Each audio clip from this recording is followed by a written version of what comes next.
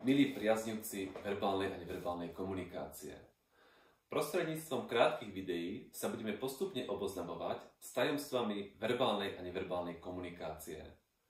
Začneme s využívaním gest rúk, konkrétne dlaní. O dlaniach sa hovorí, že sú akýmsi predĺženým nástrojom, predĺženými rukami našej mysle. Ja sám pri svojich školeniach, pri svojich seminároch veľmi často využívam práve gestá rukami. Robím s nimi akési kruživé pohyby, to, čo je potrebné zdôrazniť, tak zdôrazním.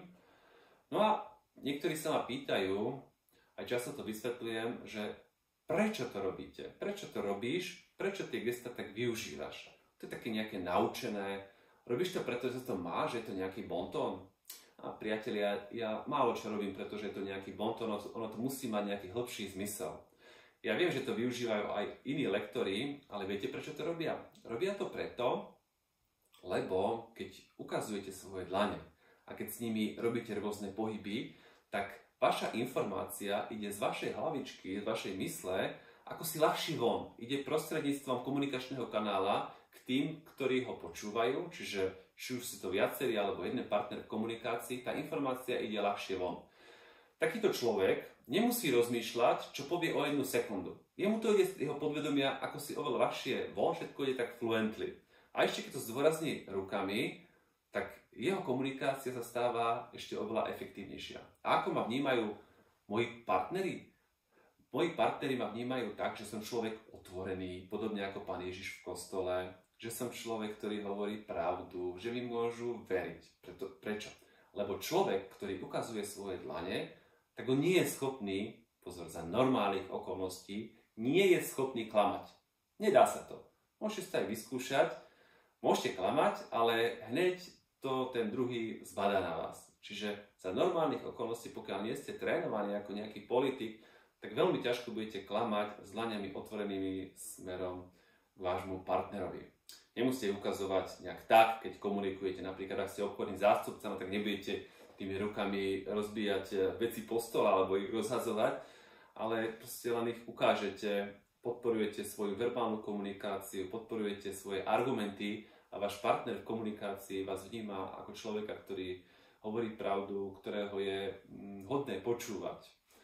Ono naozaj je to dobré v tej komunikácii, lebo tým podporíte, ušetríte s tým veľmi veľa času a vaša reč je podporovaná, váš verbálny prejav je podporovaný práve neverbálnym prejavom. Je to v takom súlade, je to dobré, pokiaľ to takto využívate. Dlane majú naozaj svoju moc. Čo sa stane, keď ich otočíte smerom dole? Veľmi dobre to vedeli vo fašistickom štáte v Nemecku. Dlane otáčali smerom hore a ešte tú dlaň dvíhali. Prečo? Lebo keď otočíte dlaň smerom dole, automaticky získavate moc. Ak ste šéfom v práci a takto komunikujete so svojimi podriadenými, komunikujete obyčajne vtedy, keď chcete dať nejaký príkaz, zákaz alebo nariadenie. Veľmi dobre to vedia napríklad v ozbrojených zložkách, kde sa komunikuje len prostredníctvom zákazov, príkazov, nariadení napríklad v ozbrojených zložkách, pri policajtoch. Títo ľudia veľmi často vidia svojich šéfov s dlaňami otočenými smerom dole.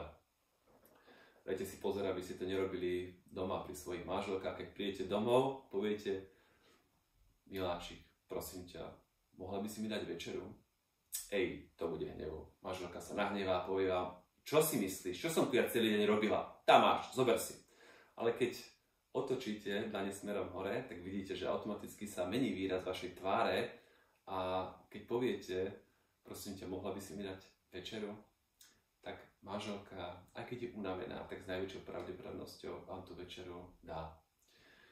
Nuž, dlane majú veľkú moc, pomáhajú pri rôznych situáciách. Napríklad, keď učíte svoje deti, ukazujete im svoje dlane, tak vaše učenie je ešte efektívnejšie. Keď komunikujete napríklad pri predaji so svojím partnerom, ukazujete svoje dlane, je to veľmi efektívne, dosiahnete oveľa vyšší zárobok.